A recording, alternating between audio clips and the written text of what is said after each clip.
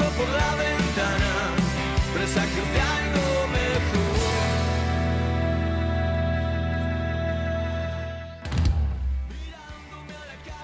Bien, saludamos a estos dos destacados miembros del Instituto Belgraniano de Jujuy, que mucho hacen por la historia y por mantener el sentido patrio que tiene también nuestra provincia, por supuesto. Luis Greni y Pedro Vecina aquí con nosotros. Muchísimas gracias, bienvenidos. Gracias. ¿Cómo andan? ¿Qué tal? Bien, bien, muy bien. Bueno. Es un gusto estar acá y saludar a tu audiencia. Bueno, muchas gracias. Para mí también es un gusto.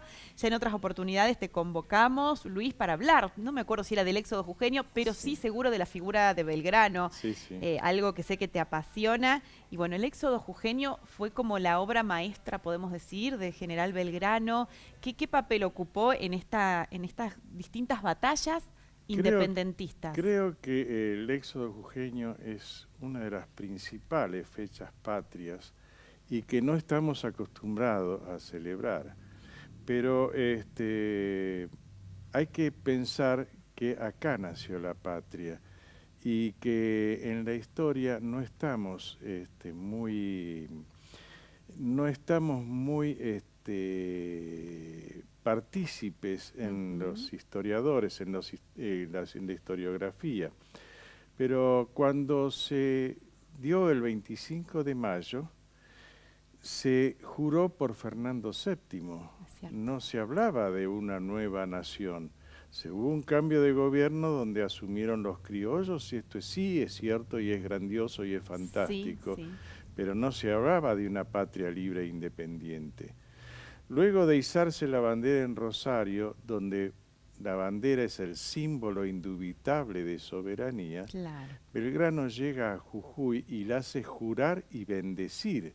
Aquí. ¿Qué significa esto? Por primera vez dice Belgrano: esta será la enseña que os distinguirá de las demás naciones del globo. Está dándole nacimiento a una nueva patria. Sí. Esta será la enseña que os distinguirá de las demás naciones del globo. O sea, le está dando identidad de una nueva nación.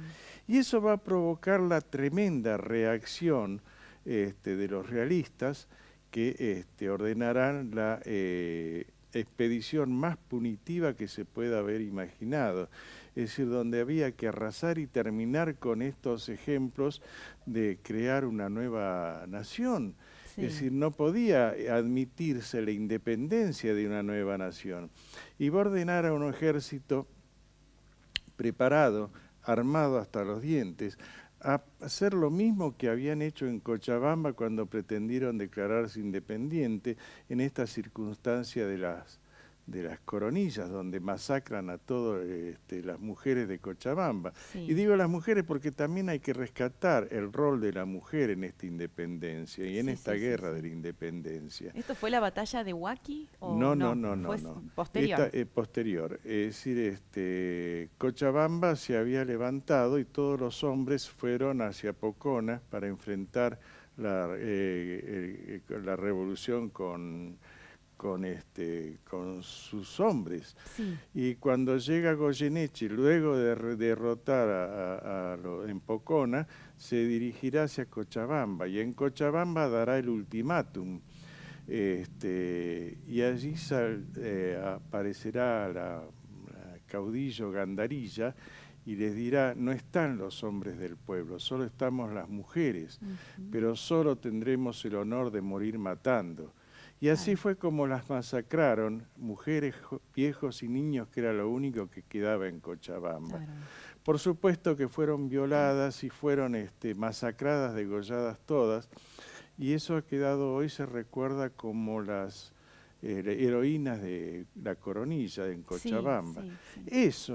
Eso era lo que le esperaba al pueblo de Jujuy, el haber osado declararse libres e independientes, haber hecho una bandera y hacerla jurar. Por otra parte, la jura de la bandera, la bendición de la bandera, significaba también la aceptación de la Iglesia. Esto ya era inconcebible para el gobierno de la corona. Por lo tanto, esta tenía un significado, esta invasión, punitorio de masacrar e incendiar, y así fueron masacrando, incendiando todos los pueblos a su Ese era el modus su operandi trayecto. de los Era, realistas, digamos. claro, porque había que dar un escarmiento. Sí, era con Entonces, lo peor de la guerra, cuando digamos. Buenos Aires manda la comunicación a Belgrano de que debía trasladarse con las armas del ejército, y Belgrano se plantea, con las armas del ejército, salvar al ejército, y el pueblo. Sí. No, yo me tengo que retirar, pero me te retiro también Claro. con el pueblo jujeño. Claro. Y allí fue cuando larga su bando, su magnífico bando, que no era un bando, es decir, no era un mando. Sí, Es decir, ordena retirarse hacia Córdoba. Sí. La proclama de famosa. La no? proclama Sí, famosa. Pero acá se dan muchas circunstancias que no se conocen. A ver. Belgrano llega a Jujuy y empieza a organizar un ejército. Va a formar el cuerpo con los jóvenes de 13, 14, 15, 16 años, el cuerpo de los decididos de la patria. Y en esto quiero reforzarlo para hacer un homenaje a la juventud. Sí. Es decir, va a poner a todas las mujeres a trabajar haciendo cartuchos, uniformes, ayudando en la fabricación de armas. Y ahí es donde instala la primera industria nacional, Manuel Belgrano, a orillas del río Chico, para hacer los cañones y las armas del ejército. Formará el guía de los gauchos, armando los guías del regimiento de zapadores para ya formalizar un ejército propio con los gauchos. Es decir, va a armar a todo un pueblo, y todo un pueblo va a salir en ese magistral 22 de agosto, en ese holocausto magnífico que pocas veces lo recuerda la historia, es decir, a través del pueblo de Moisés o a través de lo que fue en Uruguay o lo que fue en el éxodo jujeño. Con todas las implicancias emocionales, todas las materiales y todo lo que implicancias, significaba es decir, dejar una tierra, ¿no? Quien ha dejado esta tierra y ha tenido que emigrar en algún momento sabe lo que cuesta y la desesperación que es estar fuera de nuestra El desarraigo. tierra, el desarraigo.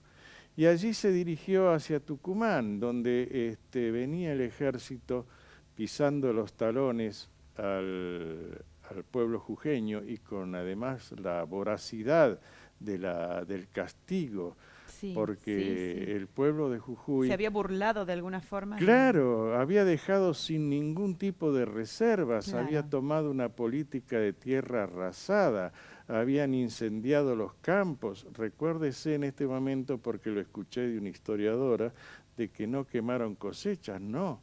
Es decir,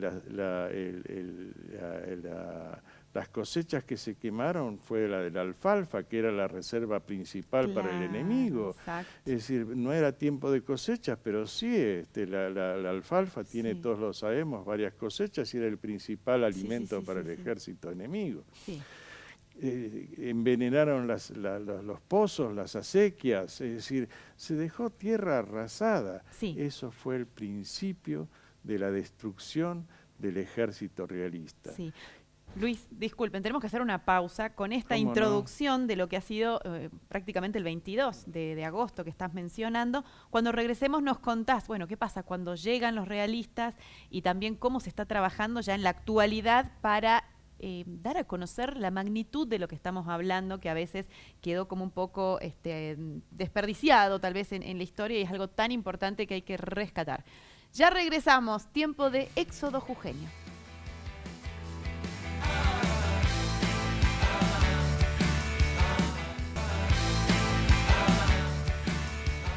Tiempo de éxodo jujeño, estamos con Luis Greni y Pedro Becín, miembros del Instituto Belgraniano de la Nación, como es Luis, y también de la provincia, como es Pedro Becín. También para darle un poco la palabra a Pedro, que está aquí y ha trabajado mucho también desde el Consejo Deliberante con todo esto de revalorizar. Contanos hoy, Pedro, cómo están trabajando para difundir, divulgar y darle el lugar que merece este capítulo tan importante en nuestra historia. ¿Cómo es el trabajo que hacen desde el instituto? Contanos un poco. Bueno, anteriormente, estando en el Consejo Deliberante, conjuntamente con Marcelo Quevedo Carrillo, con Marta Russo, y con la inspiración y con los fundamentos que nos daba precisamente Luis King, El sostén teórico, el digamos. sostén teórico y el historiador. Yo hacía la parte más ejecutiva, hacía la ordenanza, de tal manera que eso iba poniendo en conocimiento de la gente de una gesta realmente maravillosa como fue la de Jujuy, que de 236 combates, 166 se hicieron precisamente entre combate y batallas, se hicieron en Jujuy, o sea, la importancia que tenía. Y bueno, de ahí me fui acercando, y en mi periódico lo habrás visto en muchas oportunidades, Pero claro, las palabras de Luis Grini, que nos iba contando esa historia que fue invisibilizada por los historiadores del país, un poco medio intencionadamente, porque había tanta gloria y tantos sacrificios por parte de Jujuy, de la población de Jujuy, que por ahí no sé si molestaba al resto de las provincias, pero lo más importante es que estamos rescatando esa verdadera historia, que es la que tanto orgullo nos tiene que producir. Estamos yendo a las distintas provincias. La semana pasada estuvimos en Córdoba, en el Consejo Deliberante, estuvimos en la legislatura, en el Colegio Dante Alighieri, en los docentes, y todo esto gracias al gobierno de la provincia, quien nos envió a nosotros como un poco representante del gobierno. Bien. ¿Para hablar del éxodo jujeño o en el marco del Instituto Belgraniano? No, para hablar, como digamos, al Instituto Belgraniano, en dos cosas. Para hablar sobre el éxodo jujeño precisamente, para hablar sobre la bandera de la libertad civil, para llevar banderas que nos proveyó precisamente el Ejecutivo Provincial, y alguna bandera de flameo que nos proveyó la legislatura, con quien tenemos un convenio, que es quien nos está proveyendo de las banderas de flameo y las cartillas donde está la ley y los protocolos de la ley. ¿No? Pedro, ¿y el auditorium con el que se encontraban? ¿Tenían conocimiento de esto? No tenía nadie la más mínima idea. ¿En serio? Y fue realmente impresionante la reacción de ellos, de conocer semejante historia desconocida durante 200 años. Mirá vos, y fue el éxodo era algo nuestro que lo teníamos aquí. Cuando terminó de hablar Luis, fue una aclamación total, tanto en el Consejo Deliberante, quienes nos declararon especialmente con una mención muy, muy especial, en la legislatura, quienes nos atendieron y bueno, repetir, ovacionaron las charlas de Luis, quien tiene esa capacidad de relato tan agradable, que nos transporta en el tiempo. Nos transporta en el tiempo, ¿no? Acá llegó una pregunta, me parece que para Luis, porque es de un capítulo de la historia, y preguntan, esta mañana en radio, escuché hablar sobre los traidores del éxodo. ¿Esto fue así y quiénes fueron? No, hubo gente que se quedó, no se fueron todos. Es decir, Belgrano tenía una gran capacidad de conocimiento y de humanidad. Es decir, algunos se quedaron, pero fueron muy pocos. Es decir, tal es así que quisieron armar el cabildo y no se pudo armar. Se tardó bastante y recién esto en septiembre recién pudieron rescatar algunos 4 personajes para hacer llamar un nuevo cabildo. ¿Pero que era gente que creía en el proyecto realista? No, claro, se discutía sobre el proyecto patriota y otros que eran realistas, evidentemente. Los principales jefes realistas era Marchiegui, que era jujeño, y Olañeta, que había criados en Jujuy. Como siempre hay puja de intereses, ¿no es correcto, como es todo proceso revolucionario. Y ese congreso, esa reunión que se dio del Cabildo de Jujuy, se juró por la Constitución española, que esto era otro episodio muy desconocido, pero se juró. Por eso cuando Belgrano, después de triunfar en Salta, de triunfar en Tucumán, quiero hacer un paréntesis acá, si me perdonas. Sí, cómo no. Es decir, en el Río de las Piedras se dio el primer combate, donde fue prominente la actuación de nuestros jóvenes, aquellos chicos nuestros chicos, Claro. es decir, como yo señalé recién, pero después se dio la batalla de Tucumán. En la batalla de Tucumán también participaron nuestros jóvenes, y en esa batalla de Tucumán la mayor cantidad de muertos fueron jujeños. Mirá. O sea, no solo dieron su sangre, es decir, y reconozco en estos jujeños la magnitud de su profundidad, porque la juventud Claro. siempre estuvo a la altura de la patria, también lo estuvo en Malvinas. Sí. Es decir, siempre que la patria requirió de nuestra juventud, estuvieron presentes nuestros Sí, jóvenes. es digno de destacar. Y cuando llega a Jujuy, Belgrano va a tomar el acta del Cabildo, y en el acta del Cabildo va a redactar que hemos triunfado, destruido, aniquilado la dictadura de la monarquía española, y Sí. ahora nos constituimos en Estado de Derecho. Sí. O sea, ¿Eso en qué año dice? Lo en dice? 1813. 13. Y entrega la bandera de la libertad civil. Y lo dice él en homenaje al pueblo jujeño, y determina que el pueblo jujeño Claro. tiene que ser el abanderado, porque hemos sabido como pueblo defender la patria, la libertad y la dignidad del pueblo, la hemos sabido defender en el éxodo jujeño, en Salta y en Tucumán y en Salta. Sí. O sea que tiene un significado esta bandera tan grande para los jujeños, porque habla por primera vez del cambio del Estado soberano y absolutista por el Estado de Derecho, Claro. donde ahora el soberano es el pueblo, donde prima la democracia y donde prima la igualdad de derechos de todos los hombres de la nación. Y le entrega al Cabildo, que es representante del pueblo. Esto es todo un significado histórico. Por eso ahora se le ha declarado el símbolo, el cuarto símbolo patrio, la bandera, el escudo, es decir, Claro. y ahora la bandera de la libertad sí. civil es también símbolo patrio por la ley, dictado por la nación. Pero lo más importante de esto, que la nación reconoce al pueblo de Jujuy su participación en la historia. Y acá no hablamos de una clase determinada, estamos hablando de lo que fueron los puneños. Sí. Un tercio de los puneños fueron muertos en la guerra. Lo que fueron los puneños, lo que fueron las mujeres, lo que fueron los jóvenes, lo que fueron los ciudadanos de Jujuy. Entonces este es un homenaje al pueblo jujeño. Todo el pueblo, exacto. Pero por primera vez se empieza a hablar de esta revolución. Por primera vez se empieza a hablar de esta guerra que fue la más larga de los últimos 2 siglos, defendiendo la libertad y la independencia. Sí.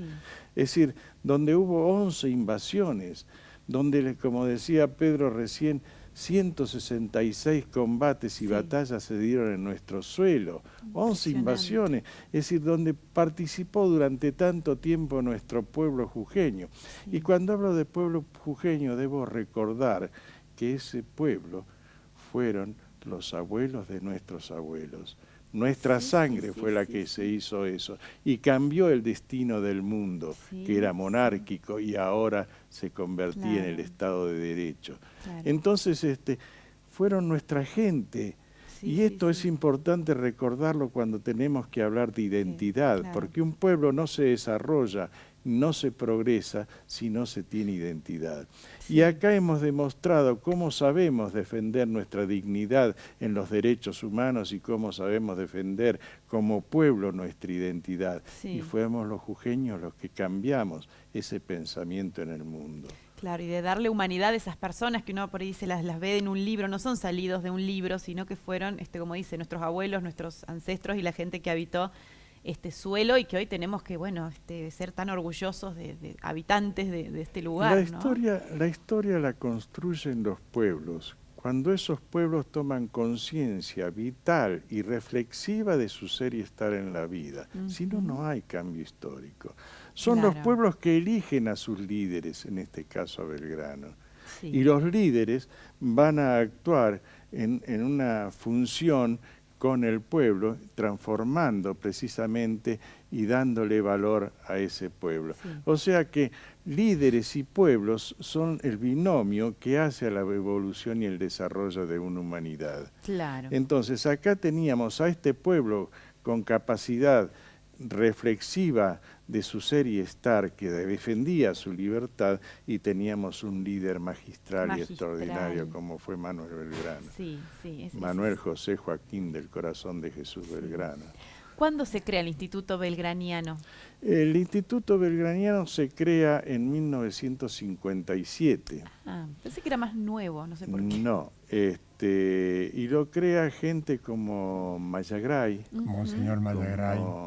como Carrizo, Sí. como Vidondo, como Félix Infante, grandes historiadores, señeros historiadores, en el 57. Luego dejó de existir y empezó en el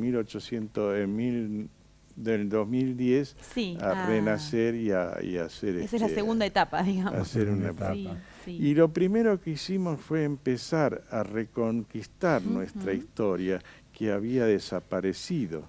Claro. Es decir, tenemos hechos magníficos como la primera batalla por la soberanía que fue en Puesto del Marqués.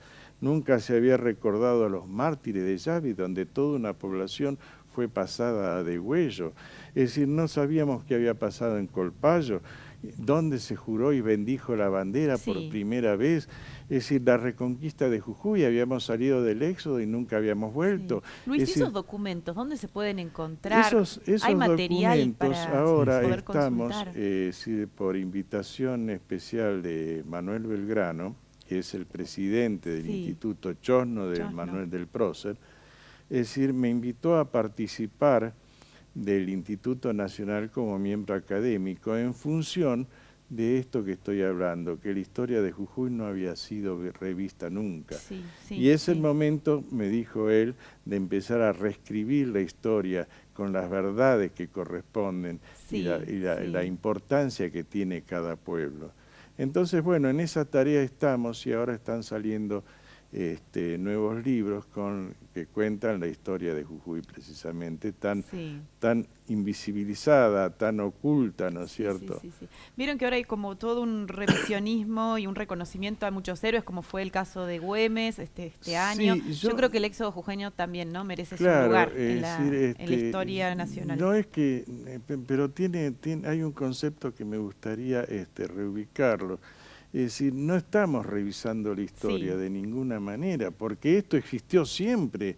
O de reconocimiento, de reconocer nuestra rescate, historia, ¿no? de reconocer a quienes nos antecedieron, quiénes fueron nuestros padres, quiénes fueron nuestros abuelos, qué es lo que hicieron, y acá tuvieron el mérito tremendo de ser los principales actores de una guerra por la independencia, de una evolución de la humanidad, cambiar un estado monárquico, donde hay un rey absoluto, dueño de todo, por un estado de la soberanía popular, no es una idea menor. No, por supuesto. No es una idea que pueda decir cualquier pueblo, pueda cambiar el pensamiento del mundo. Es decir, y fueron nuestros abuelos de nuestros abuelos en este caso, ¿no es cierto? Donde aparece en esta historia un Gorriti, un Güemes, gente que realmente supo, es decir, dónde estaba ubicada la humanidad. Claro. Bueno, muchísimas gracias por esta visita, muchísimas gracias por recordar estos episodios que todos los tenemos el sentimiento adentro, a veces nos falta tal vez conocer un poco más y más que nada nuestro país, ¿no? Que se dé el lugar que corresponde en la historia, cuando estudian los chicos en la escuela, que todo el país conozca la historia del éxodo jujeño, ¿no? Volver a revisar los contenidos de historia para las escuelas también. Sobre todo saber quiénes somos para saber a dónde vamos. Más los jujeños. Si no nos reconocemos entre hermanos, no sabemos quiénes somos. ¿De dónde venimos? De dónde venimos y a dónde vamos. Muy amables los dos, muchísimas gracias. Gracias. Y mañana, por supuesto, un día muy especial, tendremos la transmisión de lo que van a ser los actos y el desfile del éxodo jujeño del 23 de agosto. Muchas gracias para todos. El día miércoles a las 14, como siempre, estaremos aquí con Tiempo de. Hasta el miércoles.